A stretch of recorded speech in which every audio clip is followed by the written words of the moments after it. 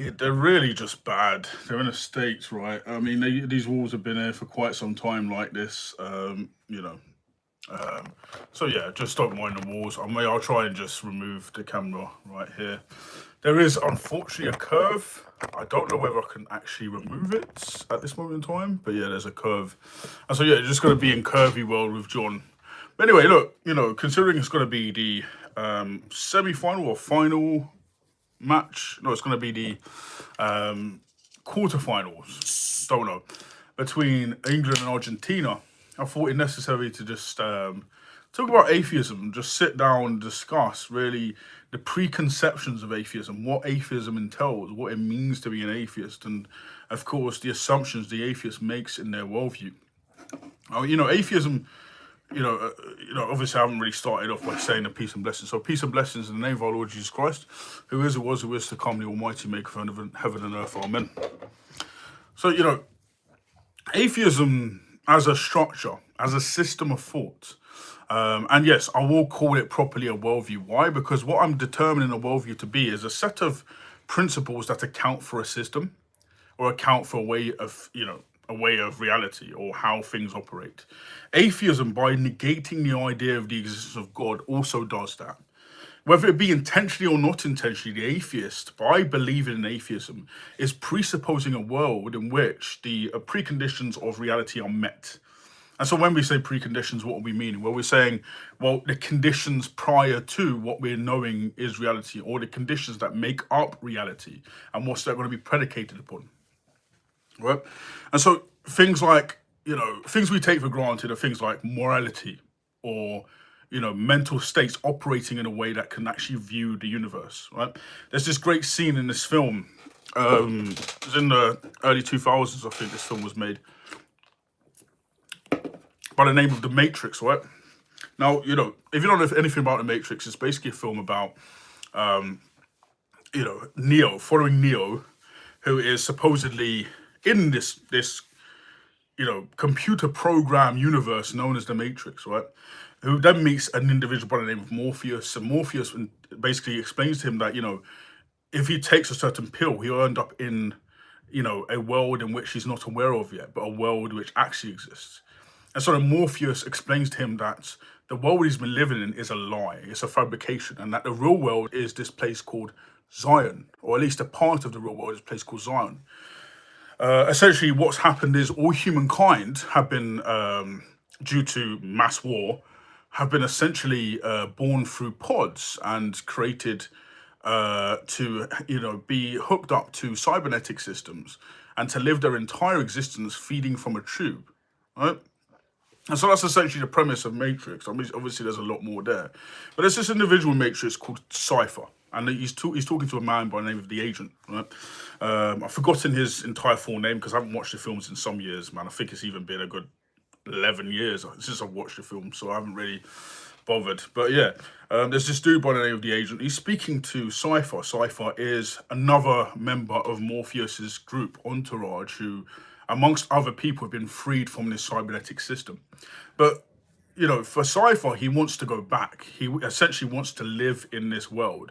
And he wants to be prominent in this world. Even though it's a false one, he feels it necessary to be a part of this world. And there's this scene where he's eating steak, right? And you can see him visibly eating steak.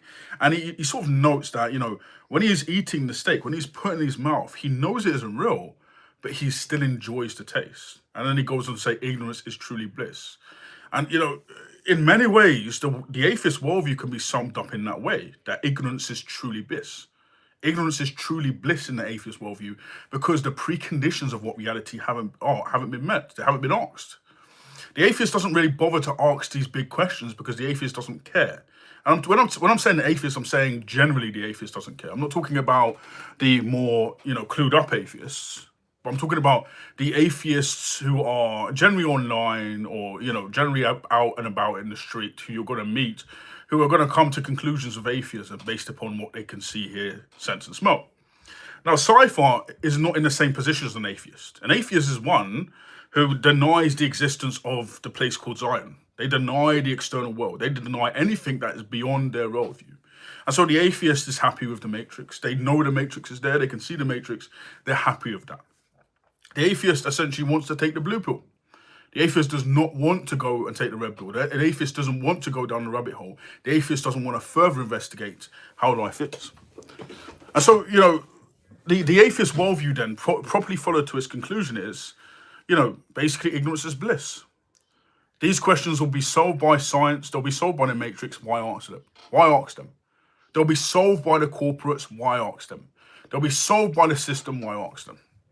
And my problem with this position is truly, if this worldview were true, we simply wouldn't be able to ask questions. If it was very true and very clear that God did not exist in any shape or form, then we wouldn't be able to ask the question that God exists. Why? Because God's existence, if contradictory, if breaking the laws of non-contradiction, would be something, although we would be able to, touch on, we would never be able to actually make clear claims of. For example, I say to you, there's a married bachelor. I mean, sure, you can imagine a married man, you can imagine a bachelor, but can you imagine those two systems at the same time? No. Or even things like steel tissue. So imagine you've got steel in your hand. Maybe this is made up of steel, right? You've got steel in your hand that's made out of tissue paper. Such systems do not exist. And so we would say that's a logical contradiction, because steel and tissue paper don't cohere with each other from what we understand about reality. And so if we were to do a proper critique of our own worldviews, and if we were to do a proper critique of the worldview around us and to actually examine it, we will be left with the conclusion that ultimately atheism can't be the case.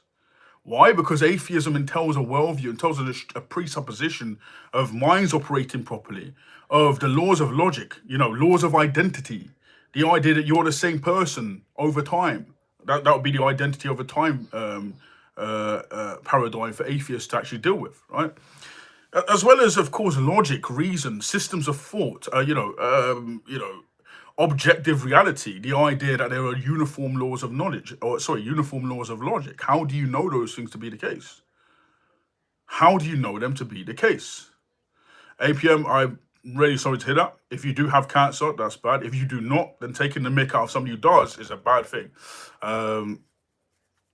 Well, I mean, Jeffrey, when you say, why is the Bible so hard to believe? I don't believe that the Bible is hard to believe at all.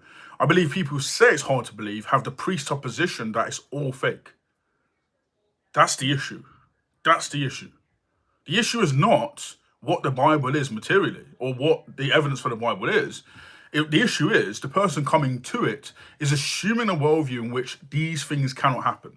They are assuming a worldview in which, well, it cannot be the case because we've not seen it, that a virgin can give birth to a child. They're assuming that things like, lightning appearing on the earth and destroying people, or a great flood covering all the entire earth, these things must be impossible, because for the atheist, all that they have, all that they know, or all that they claim they know, is their reality. But the problem with this argument is that's not all that they know. That's not all that we know. We can have knowledge of contingency. We can have knowledge of identity over time. And nobody asks the question, of course, how do we know that these things are true?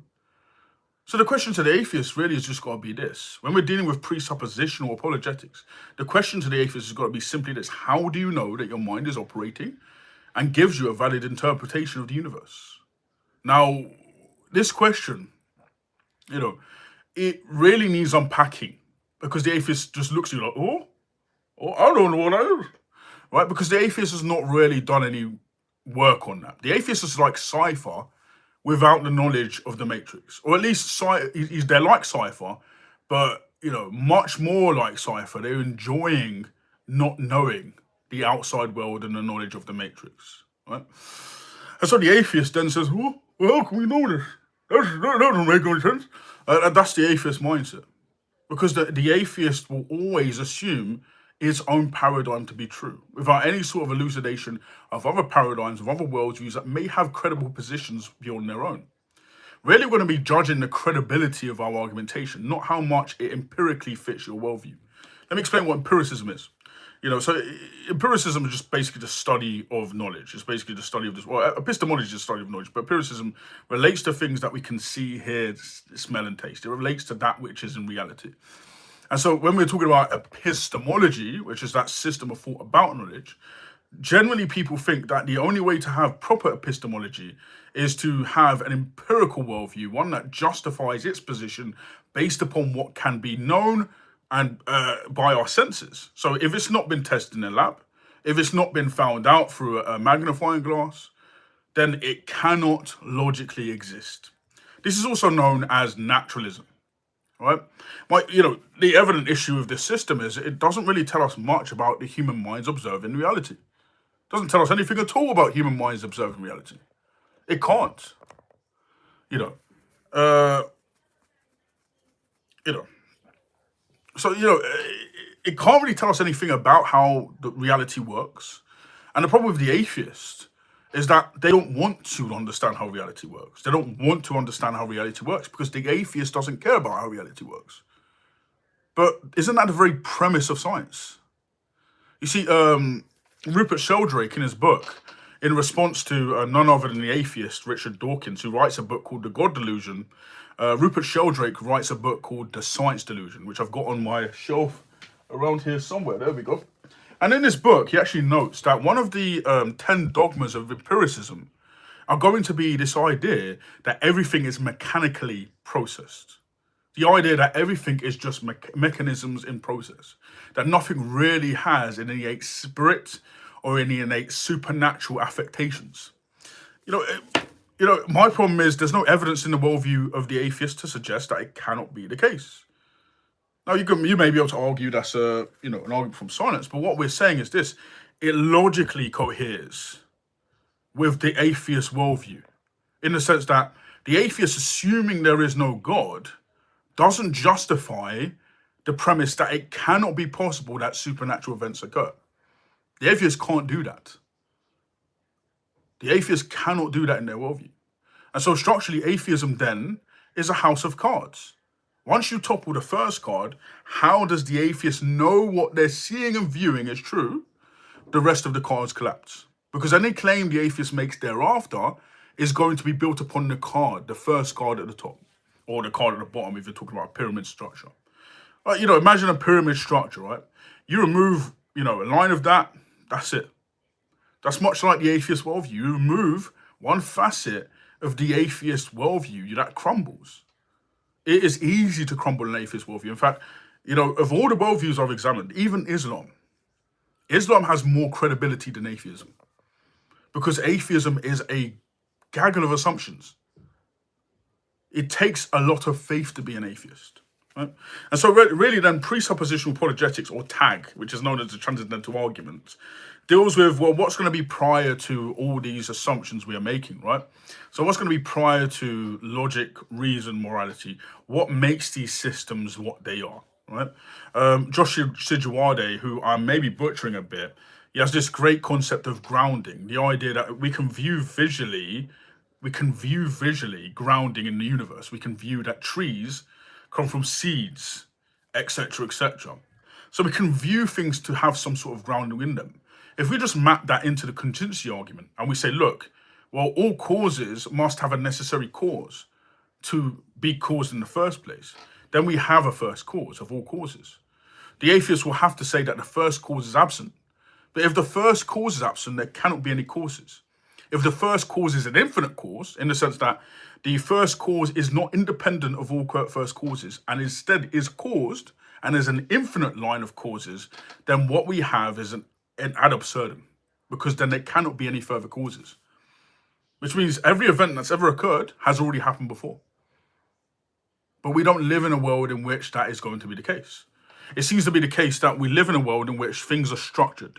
If a man falls off a cliff, he goes face first into the ground. If a man so dares to go out in the rain, he's going to get wet. If a man decides to go and grab a fire, a torch with fire on it and place it on his arm, it's going to burn him. Why? Because there seems to be, within the worldview that we are in, within the world within, from what we can observe, there seems to be some uniformity that suggests that every time these incidents occur, they will always occur. If I drop this, it will land. Laws of gravity. Keep dropping it, it will land. Now, I could put maybe some mini jets on it, it will fly up. But if I do not manipulate this object, it will just fall. This object itself can't will to do anything else but fall. Now, the atheist has to agree with me. The laws of gravity exist, sure. That's what the atheist will have to agree with. But what the atheist cannot do is tell me that this will always be the case, that this will always land in my hand, that the laws of gravity will not change, and that they will always remain the same. Now, I could do this 20 times, 30 times over, and maybe I'll get the same result, but the atheist cannot tell me that it will always be the case, whether it be me doing it, or my own child, or my child's child, or whatever. Why? Because the atheist cannot know for certainty whether the laws of gravity remain set or not. So, you know, there are many problems with an atheism. Many problems with an atheism. But one, the assumption of the uniformity of nature. The atheist has to assume that nature is uniform. What does that mean? That basically everything is running how it always will.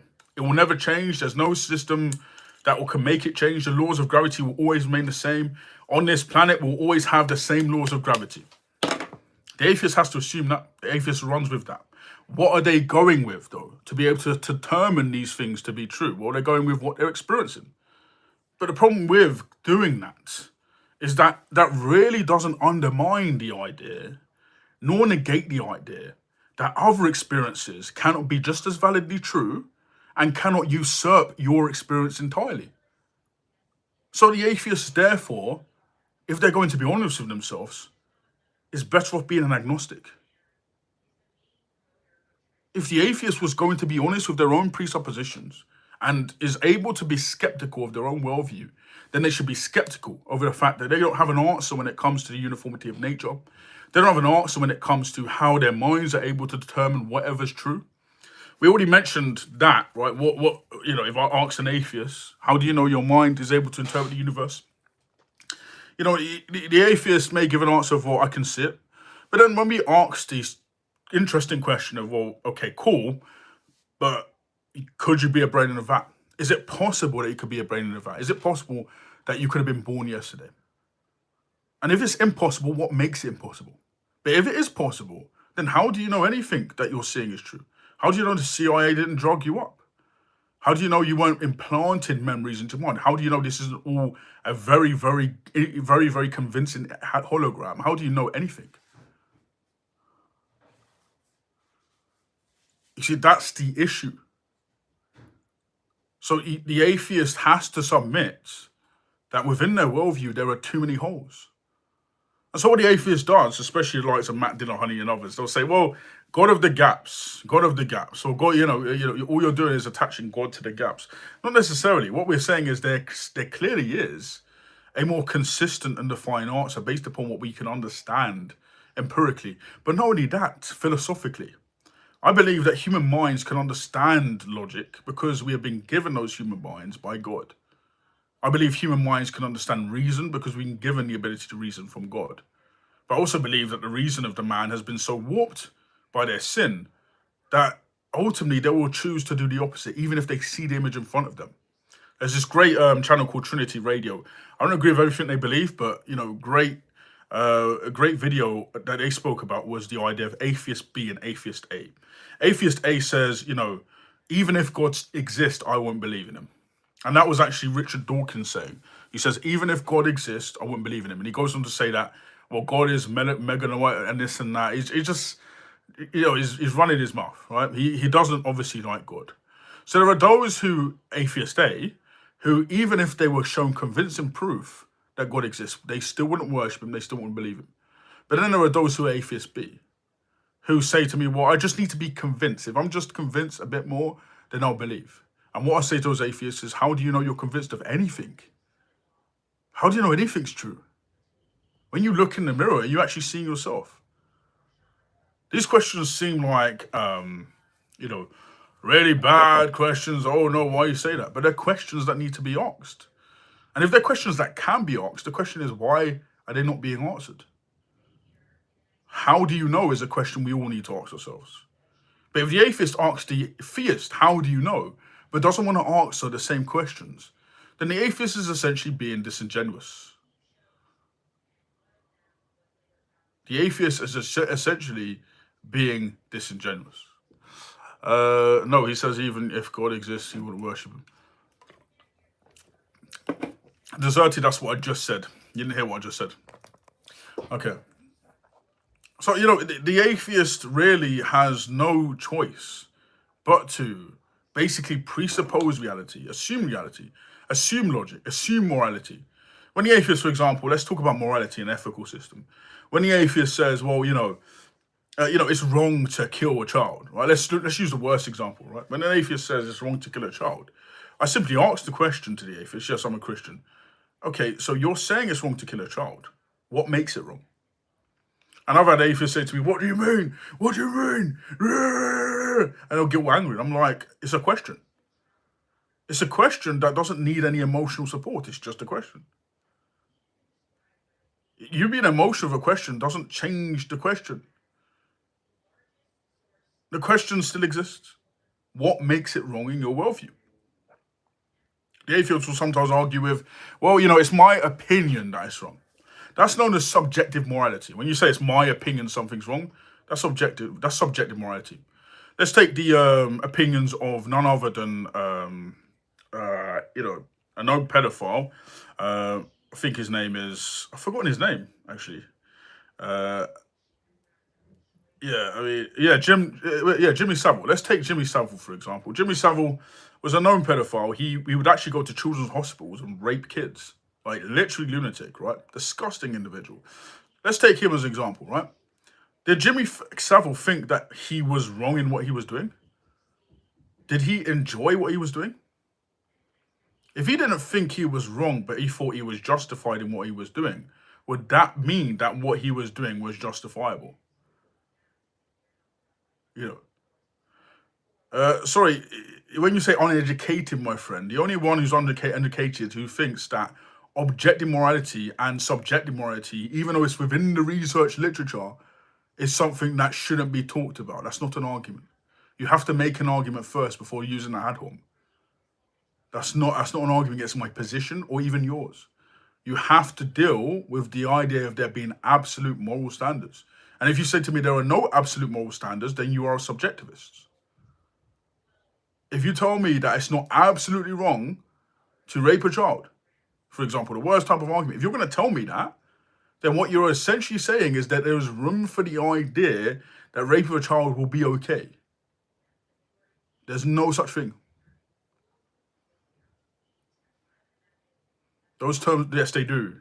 You've not read the literature at all, have you? Look, there's a whole book on this, dude. It's called Modern Philosophy by Roger Scruton. The term objectivity exists in this book. The term subjective morality exists in this book. What are you talking about? I kind of funny when atheists try to come in here and go on like they're intelligent. You're not intelligent. You're not intelligent. What, are you talking about the first book I showed on screen? That was A Science Delusion by Rupert Sheldrake. So yes, the terms are used in research literature. So anybody who says it isn't hasn't read a book on morality. That's not an argument for atheism. Yeah, of course, C.S. Lewis states it too. He mentions it, of course, in his book. Yeah, Mere Christianity. He mentions the idea of subjective morality there as well versus objective morality. This stuff is literally in every field. No, moral realism and anti-realism are not the terms. You're talking about a different distinction now. So you're talking about whether moral affectations actually affect the human. That's different. That's a different thing. We're talking about whether moral affectations are going to be standard, which means they're going to be universally agreed to, and that they should be universally or used to universally to be accepted, as if there is some laws that we should exist. That is moral realism. You don't even know what moral realism is. You're just a sad, sorry, exclusive human being. Let's get you out of it, man. He doesn't even know what moral realism is. Sorry, Mark. Let me actually time you out instead of timing him out. He doesn't even know what moral realism is. That's ridiculous. It's ridiculous. Brother, I've got books up here that you've not obviously read. So just humble yourself. Just because you see a black face doesn't mean I don't know anything, all right? There's a lot of people who think that just because I've got a black face that I don't know anything. Bro flexing his book collection. I'm jealous of, or at least admire it. Karuma, God bless you. So yeah, I mean, so within the research literature, it's going to be the understanding objective morality and subjective morality are two different fields, and these are fields related to how one is percepting X, how one is perceiving X to be. So, for example, racism, right? If a racist says it is wrong to, accept one color into your country, right? The moral subjectivist, much like our friend there, the moral subjectivist has no right in ever claiming that what they are saying is wrong. They cannot say that. Why? Because the moral subjectivist believes that it's your opinion that makes moral decisions. That's what the moral subjectivist believes. The moral objectivist believes that there are set standards and rules that one must follow, and that these ethical standards are predicated upon a universal acceptance, a universal ground. Now, for Kant, Immanuel Kant, he sort of grounded it in the understanding of the categorical imperative. That's what he grounded it in. But I sort of take that position, and I go the furthest step in saying that God is going to be the necessary ground of any imperatives. He's going to be the necessary ground of all morality. Exactly. God bless you, Marcus. All glory to Jesus Christ. So, when an atheist, and I've seen them do it because they don't have an argument. When an atheist comes in here, they're quick to undermine, quick to assail with insult, but they don't have an argument because what they have is a religion. They don't have anything different or anything appeasing or anything new. The atheist is not woke. The atheist is not, out there in the ether. The atheist hasn't discovered the matrix and escaped it. The atheist has done none of those things. The atheist, in fact, is so ingrained in the matrix that they think that they've, in fact, removed themselves from it. Some atheists will actually, just like Cypher, understand the argumentation and deny it completely in favor for the matrix itself. So even if they understand the argumentation we make, they will always deny it. And by the way, these arguments are not meant to convince everybody. If every argument we could ever have could convince all people, there wouldn't be a difference of opinion on anything. There obviously is a different opinions. Sorry, there obviously is, Lord, loosen my tongue, a difference of opinions on everything. So therefore, argumentation like this is not meant to convince people. I believe that what the Bible says is true. And the Bible says, no one's good, not one. No one seeks after God. No one understands. The Bible also tells me in the book of Romans chapter 1 that the ungodly, those who are denying Christ, they are suppressing the truth in all unrighteousness. And it goes on to say, for God has made it known to them. For since the beginning of creation, his invisible attributes have clearly been seen through what has been made, even his eternal power and Godhead, so that they are without excuse. You can already see God's active powers. You can already see how God has acted in the universe. You can see how God manifests himself through hierarchical systems, for example. The idea of hierarchy, the idea of there's a male parent, female mother, out comes a child. The one sustains the other. It is a trickle-down economy. Right? You can sort of see the Trinity in that sense. Or you can think about it this way. You can sort of see within the systems of this world, uniformity, nature, identity over time. Karuma, how do you know you are the same Karuma that existed for the last however long years you've lived? How do you know that to be the case? How do I know that I am the John that existed identically 10 years ago? How do I know that?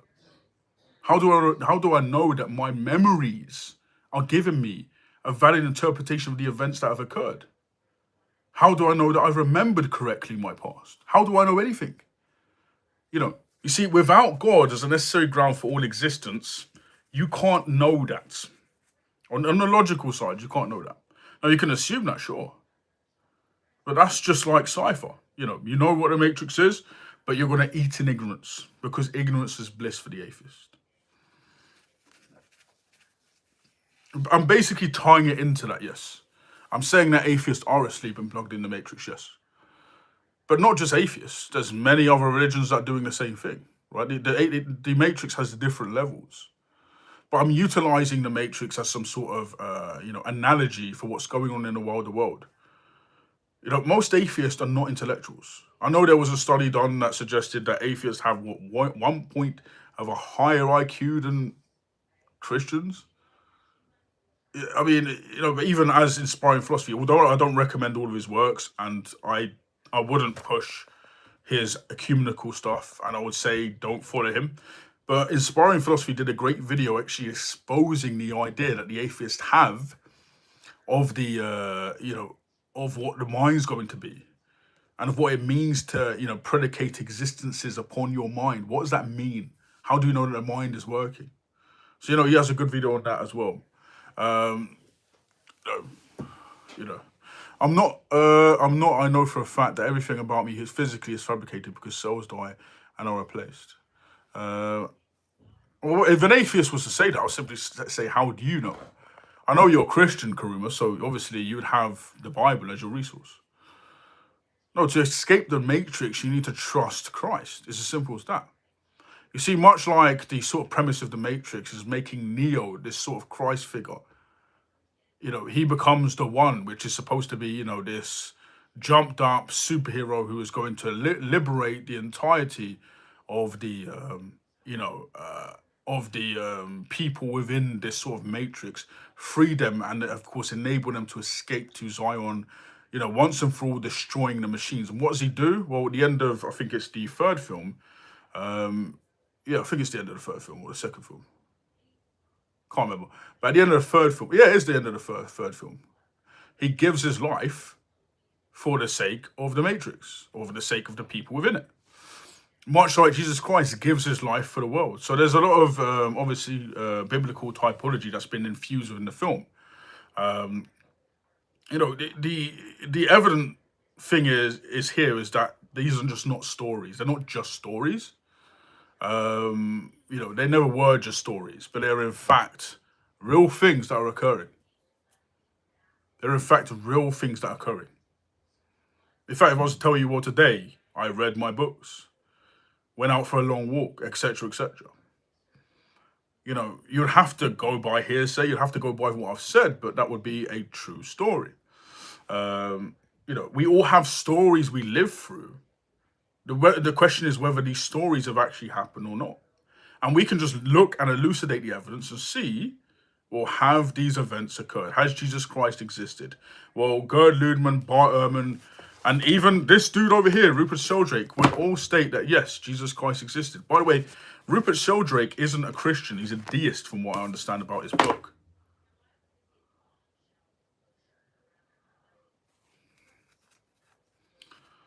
Somebody says it's my favorite trilogy of films ever.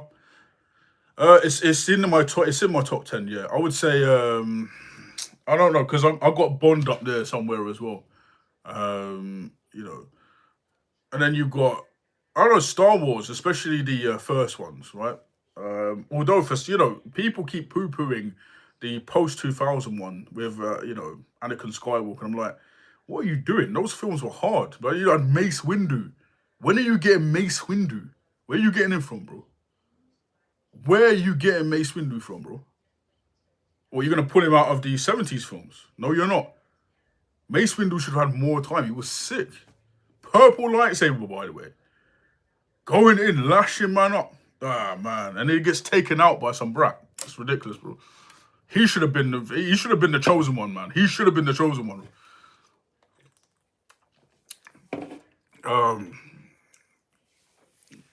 No, the Matrix was hard. I'm not gonna say it isn't, but it just wouldn't be in my top 10. Well, no, sorry, it would be in my top 10, but it wouldn't be in my top 5. You know, it's gonna be sounding weird. I know it's not a trilogy, but I don't know because I haven't watched it in a while, man. That's the thing. I don't really watch films. I used to. I used to watch films. The Batman trilogy, though, that was hard. Hey, man, you guys don't know about the Joker, man. You know, Heath Ledger's Joker is just hard, man. Hey, no, Ledger's Joker, bro. You do not understand how great that guy was, bro. I first saw that film in like 2008. Was it 9? I can't remember. Can't remember. But yeah, I mean, it was when I was younger. I first watched that film. It was like 15, so yeah, I would have been around maybe 2010 actually. I saw that film for the first time. And it was hard, man. Dark Knight was '08, yeah. So if Dark Knight was '08, yeah, I would have watched it around 15, so maybe 2 years after it was released. Because I got it on DVD when I was 15 years old. I'm 31 now, so that tells you the type of time frame. If anything, they could have gone back to the old Republic era. I think the newer Star Wars parts are unnecessary. The story was never intended to go that far. No, I agree with you. I've not really watched the newer Star Wars, but I was just like, I was unexcited when they tried to make the woman the main character. Why? Because it's just not the case. I'm sorry, but you didn't need to do a Skywalker arc either. You didn't need to make her. I think they made her like the child of Palpatine. It's like what? What do you mean the child of Palpatine? We're talking centuries the dude's been alive after him getting destroyed by Darth Vader, and he just has a child. And with who? What? I haven't even watched the films, but I'm just looking at that. Nah. That can't run. Um, I just feel like they could have done a lot more. They didn't even need to go back if they were going to make a sequel, especially to the more older films. If they could have done that a lot better, and they did. They just messed it up. Also, the idea of killing Han Solo, that was just stupid, man. Like, what are you gonna do with killing Han Solo? Oh no, he's dead. Oh, now we've got an arc. Now Ben, whatever his name is become this new dude, and it's like, yeah, it's just a rehashing of the earlier films. It's just not good. You know what they could have done? They could have done a scenario where we have a completely different type of character. That is still within the world, but a completely different kind of character. And introduce more lightsabers, like multicolored ones. I think they tried to do black ones, but they don't work. Unlocking more force powers. You know what I mean? Like, I don't know. They could have done some dark stuff, but I haven't watched it in years. So, um, what's my favorite film of all time? Oof. Oh. Okay, now you're talking. That is. I know it's football time as well, and it was good showing the average person view. Yeah. I've not watched that, unfortunately. I'm sort of I'm behind the times when it comes to films, but what would be my favorite film? Oh wait, I forgot the Bourne. Yeah, the Bourne films. They're dark. They're sick. The Bourne films. So I think that would be number two in the trilogy. It's like if you actually see them, they're dark, bro. But yeah, anyway, what was I gonna say? So my favorite film of all time. Oh man. Okay, so I like Ghostbusters. I think Ghostbusters is hard. I haven't watched films in a long time, so I'm trying to name which film. It was, in fact, it was a short. It's an independent film that I was watching the other day. Oh man, not the other day. This was years ago, but because I'm telling you right now, I don't watch films, but I've got in my mind a great film. Um,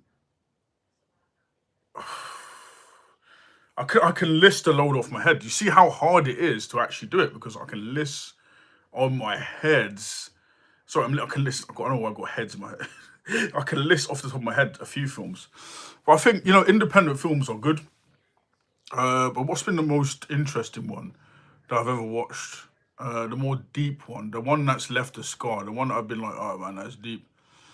Uh, I don't know. I think out of all films, I remember watching Donnie Darko when I was 12, and that scared the hell out of me because at the end, obviously I was 12, so I was a bit, I watched it again when I was 18, and I wasn't scared of it. But I mean, when I was 12, I watched it, and I remember there was this scene at the end where the main character, he knows he's gonna die, obviously because time travel and all that stuff, and the airplane bit falls into his room whilst he is asleep, and I remember not wanting to sleep in my room, but I found that film to be so deep that after it I was up all night as a 12-year-old. So I'll say that would be, that would be the first. I'll be that. I think I'll be top of the list as my most favorite film. Although, it would only be because of how potent it was. I don't. I can't think of any other film that's been more potent. Oh, I wish I had some films to show you guys, but I don't have any DVDs here. You know, yeah, I can't think of any films at this moment in time. But I'll say independent films. If I was to make a list of independent films, I'll say Ned's is number one. Um, Ned's is number one. If it's a Scottish independent film about a teenager who basically gets bullied all the time at school, goes through hell. And at the end of the film, you can just see him go nuts with a knife. Like, well, he has two knives on him. He straps into his arms. He goes out and goes rallies on people, man. The other one is This Is England. This Is England is a good film as well. But I mean, they made it into a series. I didn't watch it. But it's about neo Nazis, and if you're not interested in that stuff, then don't watch it. Uh, Forrest Gump, that's all right. You know, I'm trying to think about what film would I actually think is the greatest though, because there's different genres as well. That's why it's hard. DVDs, brother. What? Yes, DVDs. That's how old I am. Yes, I'm 31 years old. I mean, when people look at me, they think I'm like 12 or something. I don't know what's wrong with people. I don't know what 12-year-old dude looks like this, has a deep voice like this. No, I'm a big man. And yes, DVDs. I had CDs. I remember when I was at the age of 10, I used to play CDs, right? Which, by the way, I stole from Poundland, by the way. And they're not going to come for me, bro. I dare them to come for me. I dare them right now off my chest, bro. I was 10 years old, right? In 2005, I went to Croydon and I stole one of them. And this is all... No, I'm joking. I'm joking. But yeah, I did have a CD. I bought a Slipknot CD when I was about the age of 10. It's like £1. It was the first time I'd ever listened to rock music. And let me tell you, mad. So I remember, I also remember the CD players. You guys don't remember the CD players. I used to have a CD player. I'll plug in the headphones. Around the age of 13, I'll walk around with a CD player. Some big CD player in my pocket. I would walk around. That's how old I am. Yeah, it was before, all this phone stuff, all this camera stuff, all this new tech, that you babies have got. Shout out to, nah. The most DS film that's ever, nah, man. We can't. What films, what films want to say? Disney films, right? So the hardest Disney film so far that I've ever watched, the hardest one is The Jungle Book. No, Dumbo. Dumbo was hard, man, because Dumbo made me cry, bro, when I was like 8. So yeah, that was a dark film. And my mum was up in Penn, so imagine the whole premise of the film is like, guess what? Dumbo is a circus elephant, and he gets separated from his mother, and he ends up, going into the circus, and he wants his mum back. And I was just thinking, my mum was in Penn for like 2 months. So my mum was in prison for 2 months. So I basically, literally, that made me cry when I first saw that. I remember when the Chinese lady, you remember the Chinese lady? I remember the Chinese man. I remember the Chinese man used to sell them outside Poundland. You would get like bulletproof monk for like £5 off a burner, man. It would be like pirate. And all you'll be seeing is just like heads moving around the whole cinema whilst you're watching it. They still do it today. I'm not joking. They still sell DVDs today. I don't know where you'd put it, but yeah, I mean, people sell it. I mean, for example, with this, right? If you go into your local CEX, right? I tried to buy a DVD for this, right? You go into your local CEX, they have DVDs, right? I tried to buy one for this. It doesn't have one. This computer is so modern, it doesn't have one. That's how old I am, bro. I thought that this would play DVDs. It doesn't play DVDs, bro. I'm old. I'm telling you, I'm old, man. I'm an uncle. I literally am an uncle, by the way. I have a niece and a nephew. I'm old. Yeah. I forgot about cartoons. Finding Nemo goes hard. Oh yeah, Finding Nemo goes hard. But I mean, Dumbo goes hard. Jungle Book is hard for the songs though. Like you can't beat that. Jungle Book is hard for the songs. Aladdin's crap. Aladdin is crap. Aladdin is a waste of film. Nobody should have made Aladdin. It's just crap. It's basically Arabian porn. It shouldn't have been made. It's just, honestly, like Disney wanted to get rid of their racist past, so they were like, oh, we're just going to make a film now about Arabians. Like, no, Shrek is crap. Shrek is crap, man. Honestly, it's overrated. I saw the third film in cinemas. And yeah, it's just crap, man. It's just, like, it was overrated after the first film. It's like, oh, there's some guy named Donkey, and he's going around it. It's just no, you don't care. The thing is, they've got to have substance. It's got to have substance. If you're watching a film, it should have substance. What part was racist in the past? So White was awesome. So if you actually ever do some digging into Disney's racist past, there's this short cartoon. Uh, it was sort of promoted by Disney, but it's also tied in with Looney Tunes as well. It's called Mama Give Me a Boogie Beat or something like that, and it's just basically got these. So I'm going to describe it how I saw it. So you're going to see black people, right? Black people with big lips. Right? They got big lips like this, big lips, bro, and they look like monkeys, right? They have the arms of monkeys, you know. And then a white woman comes in and they start, basically behaving like monkeys. You see this little girl, she's supposed to be a little girl, and she's got like giant elongated lips that are pink and then some, looking like a monkey, speaking like a man. And then there's just these big mamas, like, really big black women. Uh, it, when I watched it, I was, if you think the Book of Mormon was bad, no. Earlier Walt Disney and early Looney Tunes was bad. I think it was Looney Tunes actually, to be fair. But the crows in films gone missing off the top of my head. I think it was the crows in Dumbo. The crows in Dumbo were racist. They were black crows, right? They themselves weren't racists. They were black crows that were played by white people trying to sound like African Americans. And they sung this song about an elephant flying. Brother, like, it wasn't even 50 years ago. They used to take the mick out of us, bro. Not even 100 years ago, man. So again, when you say transcendental reasoning has never debunked anything, prove it. I'll wait. Prove to me that transcendental reasoning in itself is illogical. It cannot be used. It's non-substantive. It's non-substantiative. It doesn't work. Prove all those things to me right now. What? Anyway, so what part was racist in the past? Snow White was awesome. If that's what we want. Yeah, again, Snow White was all right. I thought that the way that in Jungle Book, the way the monkeys were portrayed was racist. It just is. They were portrayed as black people. They were singing soul songs. So they were obviously racist monkeys. Right? They were racist. And they were created to promulgate the idea. The first Shrek was crap. No, I'm sorry. I mean, it got a lot of hits, so I understand why you like it. But for me, watching it, when I first watched it, I was a bit just underwhelmed. I actually thought Madagascar was better than Shrek, to be honest. Because, Madagascar is about, those four animals that shouldn't be even existing with each other.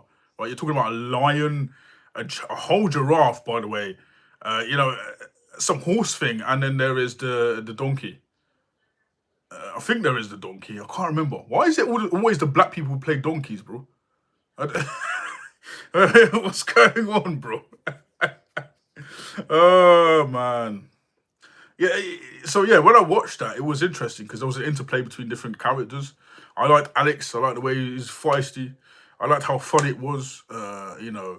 Seeing the long neck giraffe complaining about life 24/7. It was just laughs, man. But with Shrek, I just thought, what I mean? The only thing funny is there's some fat green ogre, and he's being annoyed at this donkey that sounds like, this actor named Eddie, whatever his name is. I can't remember. So that's literally the only thing that's actually good about this, man. Oh man. That's what, I mean, I honestly wish I could go back in time and just have stopped myself from ever watching Shrek. Shrek is mad. It is bad, bro. You know what I mean? Also, the one film that I've boycotted, and I will be boycotting my future children from watching, including my stepchildren, by the way, is Fat Albert. I was plagued with that when I was a young boy because every 5 minutes I was called Fat Albert. And so I didn't know who that was because even at that time, Fat Albert was an old program. But yeah, I was accused of being Fat Albert multiple times. And then when I finally watched it, I was like, nah, well, this is not me. I may be fat, but my name's not Albert, and I just don't look like that. That's obese. That's bed-bound obesity, man. I can walk, dude. Anyway, these cartoons from the early 2000s probably be multi-generational since they don't really make those anymore. Well, yeah, they don't. Especially these sort of drawn cartoons that you would see within Disney, right? Those are old favorites. I think the only old favorite that I know of is Toy Story, and that's lasted quite a bit. I don't know how, but it has. But in terms of like the oldies, no, they you can't get any more. You know, they tried to make sequels for them, they collapse, right?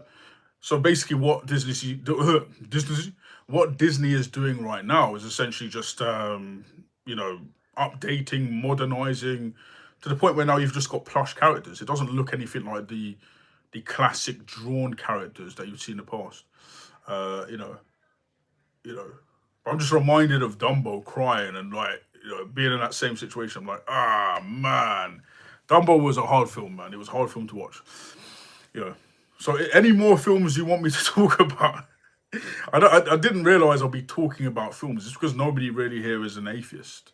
And so there's no atheist challenging me. There's just one dude saying that it's never debunked anything, which is not an argument. Um, you know, I know the match is on. I know people want to go and watch that. So it's up to you. I might go ahead and watch that myself. I don't know. Because I'm not really interested. I just want to see who wins, right? My whole purpose of watching that, because I don't watch football, is for seeing who wins, because it has been only since the 1960s has England won a game that completes the World Cup. I mean, I'm not even a football guy, so when I say won a game that completes, I'm probably not even speaking English. Um, but I'm talking about winning the final. So if they get to the final now, that game's going to be bigger than anything. But if they don't get to there, then boy, English people are going to be upset. And you know who they're going to try and lynch? Me. So yeah, pray for me. Oh man, pray for me. Yeah, yeah, man. Um, yeah, they can't. Atheist fireman cannot give an example of objective morality because they don't have objectivism as their worldview. Atheists, when they try to, though, especially likes of rationality rules, when they try to, it's very lackluster. It's like, well, it's predicated upon empathy. Well, we can all have empathy, so therefore we all agree on what empathy is. And I'm like, no, we don't. Let's say the United Kingdom was taken over by Islamic sellswords to the point where the government was Islamic sellswords, right? The empathy of the land is going to be Islamic sellsword empathy. So that's not going to be anything good, right? So, ultimately, empathy then would just be subjective in their worldview. But in my worldview, is predicated upon a transcendental God who created all things, everything that exists. And so that includes you, me, that includes how we are able to talk, breathe, and, how we rationally determine anything to be true, including what we can see, hear, and smell and sense. Human value doesn't exist outside of that. Now, that's not me saying that humans cannot act as if human beings have value. Let's not confuse the two. But what we're saying is, logically speaking, the atheist has no reason to do so. The atheist could simply live their life not doing what the government says, not doing what people say. You're going out and unaliving anybody because, again, their worldview entails that it doesn't matter. And that if it does matter, it's just because of a sensuality or a feeling. There's no intrinsic meaning to the universe that, makes it matter, or any intrinsic human value or reasoning about human value that makes them a human child matter, for example. You know. And that's what that's why I try and open people up to a bigger conversation about this stuff. You know. You know. So much nonsense in this world. Well, you're here, so yeah. Karuma, God bless you, man. By the way, I want to shout out a band. I don't really do down here, but I want to shout out a band. There's a band called Burger, right? Um, I'm gonna dox Aaron because I don't care. I mean, I'm not gonna dox him actually, But basically, it's Aaron's brothers who are in this band, and they're already public domain, so I'm not doxing Aaron. But Aaron's brothers are in this band. It's called Burger, and they make great instrumental songs. So if you can check them out, it's spelled Brrgr. It's not spelled Burger. Good work on their front. They are Christians. The Gabriel and his brother, they are Christians. Born again Christians. So yeah, pray for them. God bless Johnny. How you doing? How you doing, man? So yeah, I mean, Here's hoping that England will win. If they do not win, then it is what it is. You know what I mean? It's just football. It doesn't matter. Um, but I would like to see that. Hi, oh Lord, Leongton. Wait, what? Michael, what's going on with you? What one? What's that? Lord Leong, bro. I can't even say that. I can't even say it. Yeah, it's hilarious though that atheists cannot track arguments. When I debate them online, I often hear the same thing. Well, how can we know this to be true? Or you got to show me evidence. And what they're asking for is what they can see, hear, and sense. My mother's side of the family's name for me. Well, that's not my name. So yeah, I'm not you. Uh, oh, you're friends yourself. Okay. What's going on is we are sharing the gospel of saving grace and casting down atheism. Atheism is a wicked ideology that misleads people and is demonic. Right? We have to stand upon all truth. I remember, Chris said in the live stream that they had done, and he was making a good point about this. To be fair, that sharing the gospel is important. But here's the difference, right? Chris himself does not believe in the gospel. Chris himself denies the gospel. I think England deserves to win. The country's going through a rough patch. Well, yeah, we're going through a time where we've got racism rising, we've got turmoil rising, we've got all sorts of stuff going on, and I feel like we just need to win the match. And I feel like if it's a black man, then that's going to end racism. You see, I don't know about you, but I've not had any racist comments on my life so far. I had it at the beginning of this year, but I didn't have it recently. I think Jude Bellingham will successfully end racism in 2026. If he wins this World Cup, he will end racism in 2026. There will be no more racism. Racism will not exist. I will be able to go to Slough. I'll be able to go to Devon. I'll be able to go anywhere. They will treat me as their brother because they will end racism in 2026. So Jude Bellingham will end racism in 2026.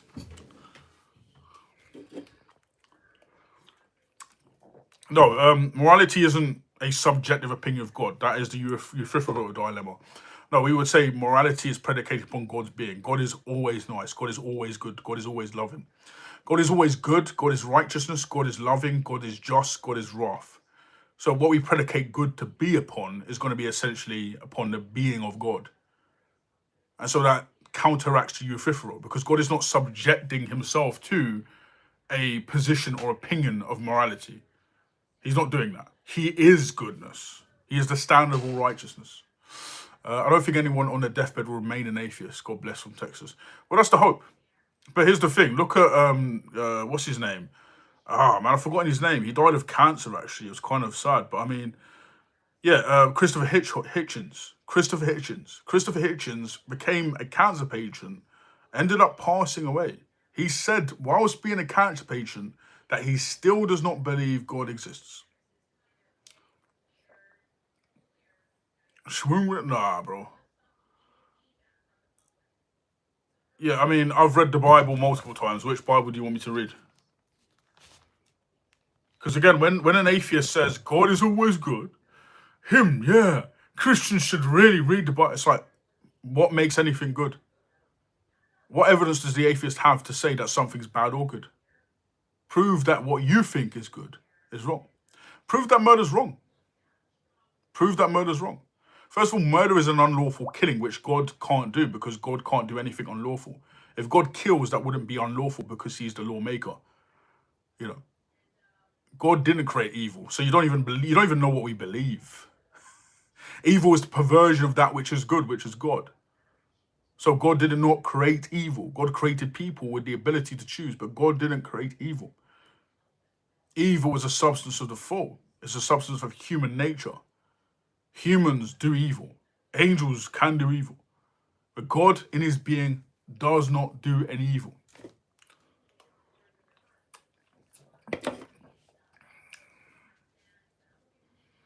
Exactly. Who says that murder is wrong? In a general sense, what argument does the atheist have to say that it's morally wrong to murder somebody, rape somebody, torture them, attack them because they're a black person? What's the argument that the atheist is going to make to suggest that these things are wrong. Yeah, and again, they always appeal to empathy. You see what I just said? You see what I just said? Do you remember what I just said earlier on? Every atheist does this. They always appeal to empathy. Okay, first of all, no, that's not the case. Just because somebody has a sense, that doesn't mean we ought to appeal to those senses for any sort of rationality. So he's saying, well, empathy is a sense. Well, you haven't proven that. But secondly, there are many people in this world, in different countries, who have a different understanding of what empathy is. So, for example, in Afghanistan and in certain parts of Africa, it'll be okay to marry a 12-year-old. Why would they be empathetically wrong, and yet you would be empathetically right? Why would they be have more empathy or less empathy than you would? What makes it the case that their empathy is less than yours? So yeah, sense of smell tells us that rotten meat is bad. But that doesn't tell us that we ought not to eat anything.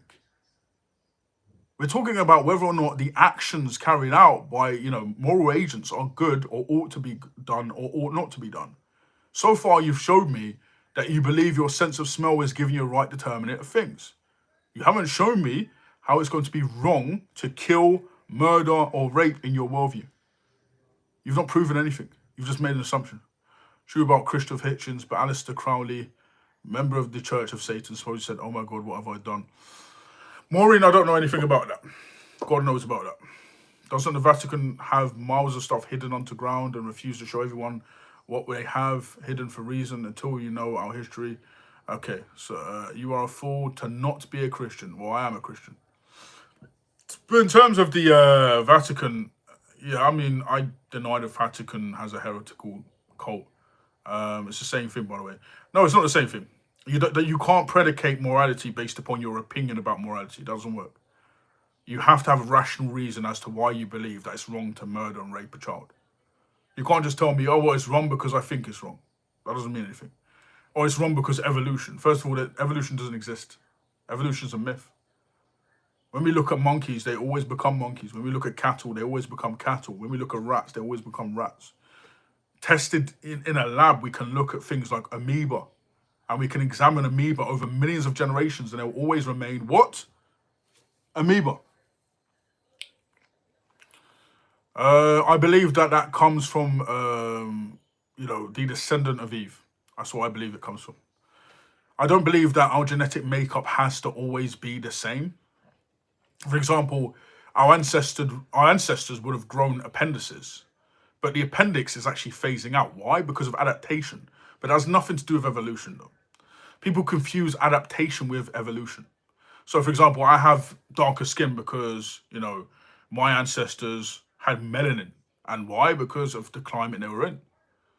But if I have a child that's mixed race, that's lighter than me, right, that's not going to negate the fact that I gave birth to that child. You understand where I'm coming from? Milan, that's not an argument. You need to make arguments or get lost. I don't know. All you've shown is that you're okay with child rape. That's all you've done. I think Christianity is opposed to heroism. I think it's wrong to teach martyrdom.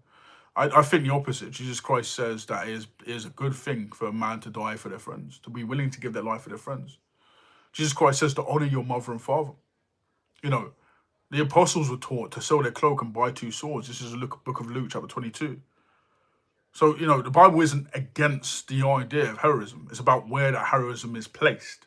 Misplaced heroism doesn't work. Trying to seek to, take over your country because of your ethnicity isn't working. That's not heroism. Final philosophy. Firstly, do you understand the difference between objective and absolute? I mean, you're running to somebody else. So because you can't answer my question, I don't really need to allow you to speak to anybody else. Because you can't answer my question, why should I let you speak to anybody else? Sorry, my bad. My bad on that front. Yeah, I don't need to be letting you speak to anybody else. My bad, Michael Ward. Yeah. Because again, it's just a folly assumption being made by the atheists without any sort of argument as to why their worldview is true. All they're saying is, well, I have empathy because monkeys. It's like, yeah, that's not an argument. It's not an argument. So what? if you think you've got empathy. That doesn't mean that it's right. It doesn't tell us whether or not it's wrong or right to grape a child in your worldview. That just tells me that, oh, well, I feel like it's bad. Well, there's people think it's good. I mentioned Jimmy Savile. But did I not, during this conversation, mention that these atheists will appeal to some form of empathy? Why? Because that's always what they do. They're predictable. Atheism hasn't managed to change its argumentation within the last 30 years. I kid you not. It's the same arguments from atheists. Sky daddy, sky daddy. Oh, I can't see him. Oh, I have empathy. Like, you know what I mean? That's just, it's the same arguments, man. Tell me a new atheist argument. I would love to hear it. Tell me a new one. There's actually this guy. His name is Anthony Flew. He writes a book called There Is a God. All right. He was an atheist. He was making atheist argumentation for years. He debated none other than WLC himself, William Lane Craig. Debated William Lane Craig. And what does he do? Debunks every claim he makes at the end of the book. Basically says that according to our sense data, we should not be able to determine anything to be true, including the things that we are utilizing to be true, which includes sense data, reality, logic, reason. Where do these things come from? Has the atheist, got any definitions to state this? He states this: science qua science cannot furnish an argument for God's existence, but the three items of evidence we have considered in this volume, the laws of nature, life with its teleological organization, and the existence of the universe, can only be explained in light of an intelligence that explains both its own existence and that of the world. Boom. If people argue from science as the only prerequisite for determining what is true, what they're doing is the crack in the pantry fallacy. That's what they're doing. They're saying, well, the only way you're going to be able to determine something to be true is if you open up this cracker. You open up this pantry, you open up the cupboards, you see it, so therefore it will be the same way you'll be able to see God. But can you tell the time with a thermometer? No. You tell the time with a watch. So the method I want to use to tell the time is going to be the watch, not the thermometer. The thermometer can tell me what the heat is, the temperature is, but the thermometer itself can't tell me rationally with any sort of, any sort of backing. It can't tell me exactly what's going on with the time. It can only tell me what the temperature is. It's going to be the same thing for the clock. The clock cannot tell me, for example, unless it's a clock that has a thermometer built into it. But a clock in the general sense cannot tell me what's the heat in the room is going to be, what's the temperature in the room going to be. It's not going to be able to tell me that because it's a clock. It functions that way. And so much in the same way, when the atheist does the fallacy of opening the cupboard and seeing the crackers and saying, well, therefore, because I've seen the crackers, that's the same way I'm going to be able to see God. They're doing fallacious reasoning. And this is why atheism for me is just boring. It's lackluster. It's low intelligence. It's low IQ. It's low T. But yeah, I mean, I'll give it a rest here. I think I've spoken about atheism enough. If there's any questions, let me know. If you've got no questions, then I'll dock out. Anyway.